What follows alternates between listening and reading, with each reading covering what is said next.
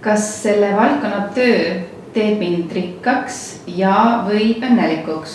Ehk kas tulevikus vorstileivale ka saab? Ma arvan, merenduse valdkond on selline väga lai valdkond, et siin sa või olla kindlasti õnnelik ja rikas. Sest et neid merenduse spetsialiste on praegu tõesti otsitakse väga taga. Seda siis nii laevanduses, igasuguste tehnoloogiate arenduses, kui siis ka nagu energeetika valdkonnas ja tuuleparkide puhul on kindlasti vaja meil niisuguseid meretehnika inimesi, kes siis just nimelt oskavad võtta arvesse seda aspekti ehk merd, mis on selline ettearvamatu.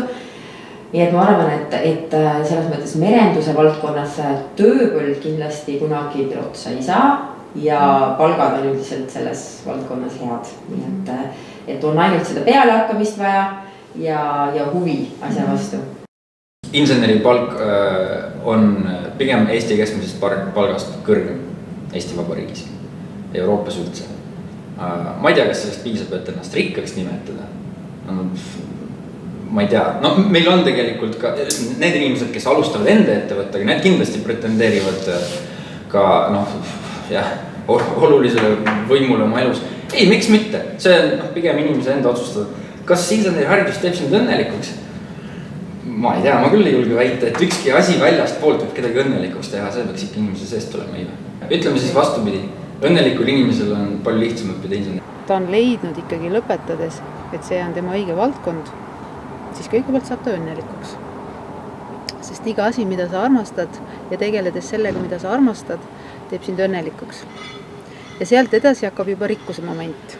Kui sa suudad midagi ägedat välja mõelda või leiutada või teha midagi paremaks, midagi uudsel või teisel moel, siis on ka väga suured võimalused rikkaks saada.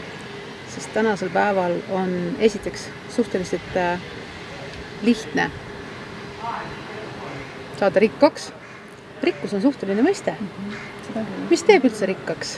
Kas suur hulk raha või see, et me saame meres mõne liigi ära päästa või teeb mind rikkaks ikkagi see, et mul on südamerahu ja kindel teadmine, et ma teen ja ajan õiget asja või ma mõtlengi, et ma tahan ikkagi ühiskonna ja kogukonna jaoks midagi ära teha.